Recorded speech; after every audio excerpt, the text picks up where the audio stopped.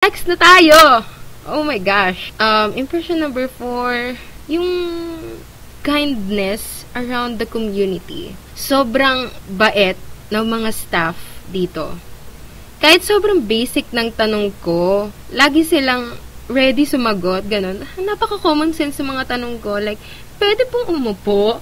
Ay, sige, go, upo ka lang. Ganun. Pwede pong, ganyan. Basta, ang dami kong mga tanong na common sense na natatawa na lang din ako kapag tinatanong ko, ganun. Later on, iisipin ko, bakit ko ba tinanong yun? Naabala ko patuloy si Manong, pero sila parang super open nila, super welcoming, ganun.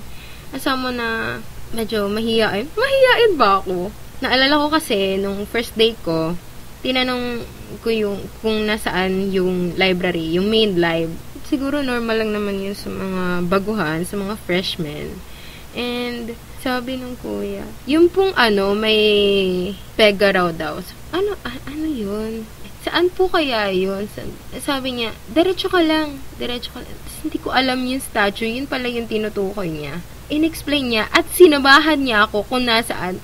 Tapos, in the end, andun kami. Diretso lang talaga. Thank you po, Kuya Guard. Parang feeling ko, nag-moments kami habang naglalakad. Tinadaldal pa niya ako, ganun.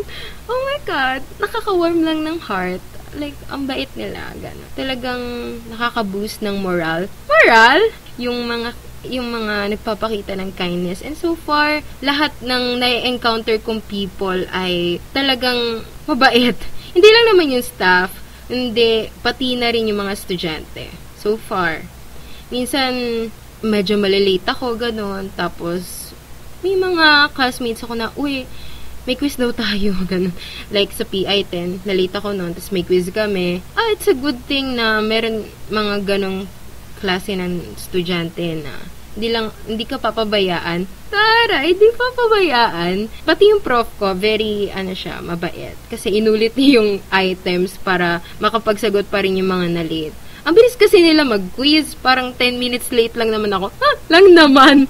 Okay, 10 minutes late ako. Tapos, inulit. So, hindi ko na-miss yung quiz. Kuha rin ako ng sagot. Para hindi pa rin pataas yung score ko. Anyways, ang saya lang. Ang saya lang na parte ako ng community na ganito. Very safe. Na nakakagaan ng loob sa akin, for me, nakakagaan yung mga ngiti, tawanan, chikahan sa ibang tao. Like, super safe ng community na nadatnan ko talaga dito sa UPLP. Kahit gaano pa kahirap ang buhay estudyante, lagi may mga tao na handang tumulong talaga at mag-share ng good vibes sa'yo kahit malapit na ang Hell Week, you know. You know what I'm saying? Okay. Impression number 5. Siguro sa DevCom na tayo, no? Kasi medyo matagal na din itong dinadada ako. Passion ko sa DevCom. I mean, siguro DevCom in general na lang. Sa course ko, DevCom, okay lang. Since elementary kasi, ito na talaga yung gusto kong kunin. Like, napo-foresee ko na yung sarili ko. Taray, talaga, grade 6. Pero oo, sumasali na kasi ako sa mga broadcasting contest. Pero, na-instill sa akin na kailangan ko mag-accountancy, ganyan. Parang maganda na accountancy din yung track na kunin ko kasi ganun yung kinuha ng tita ko, ganun. Pero guess who broke the rules? Me! Mas pinili ko talaga yung course na gusto ko. Very late na siya. Di rin to yung kinuha ko talaga as first and second choice sa UPCAT. And ayun, I lost my shot. Pero regain din naman ulit. Kasi passion ko ang reporting and write. Talagang, ewan ko, nandito talaga yung heart ko eh. Parang nung pinakilala sa akin yung DevCom, inintroduce sa akin yung DevCom ng bata pa ako. Sabi, hindi ko naiintindihan talaga. Ano ba yung DevCom? Hindi siya katulad ng engineering, hindi siya katulad ng doktor na may path talaga. I mean, may fix na may isip mo kapag nag-bio ako, pwede ako maging doktor. Kapag engineer ako, engineer na ako. Ganun. So, parang naguguluhan din ako dun sa DevCom concept before. Pero, impression ko dun, magiging reporter ako. Sa muwang na age, naisip ko na, gusto ko maging katulad ng mga nakikita ko sa TV.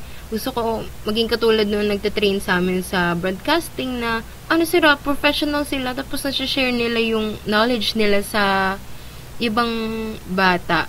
Ganon. Gusto ko rin magturo ng broadcasting or ako mismo yung mag-broadcast sa TV or sa radyo. Basta, gusto ko lang talaga magsalita. Napagtanto ko na yon kapag may mga activities na related sa reportings o kaya sobrang active ko naman madalas makipagsabayan kapag may discussions. Gusto ko kasing nagsishare ng ideas at pakinig din ng insights ng mga classmates ko. And feeling ko mas enriching yung experience kapag lahat engage sa pinag-uusapan. Anyways, natutuwa ako kasi andito ako ngayon. And sa murang edad, naisip ko na ito pala yung talagang gusto ng puso ko, itong path.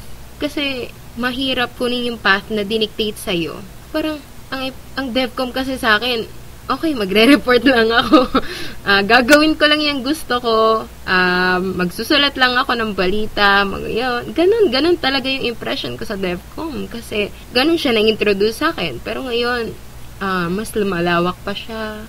And, I am very open na mag-share ng aking nalalaman over time sa pagiging isang DevCom practitioner. Taray! Okay. Ang saya kasi, di ba, maging parte ng isang field na puno ng creativity and advocacy.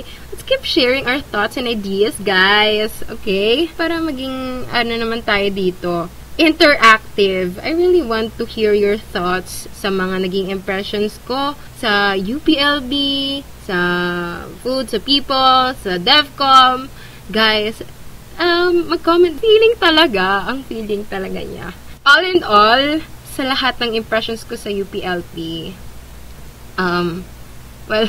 excited ako sa mga susunod ko pang experiences at connections na mabubuo ko dito. Siyempre, alam natin na ang first impressions ay pwedeng magbago over time. Pero, it will stay. It will linger. Taray. Pero sa ngayon, ito yung mga thoughts ko na nagpapasaya sa akin sa journey ko as a DevCom practitioner. Sa mga listeners, anong first impression nyo sa school nyo? Like, kahit di kayo taga-UP, kahit saan mang palop kayo.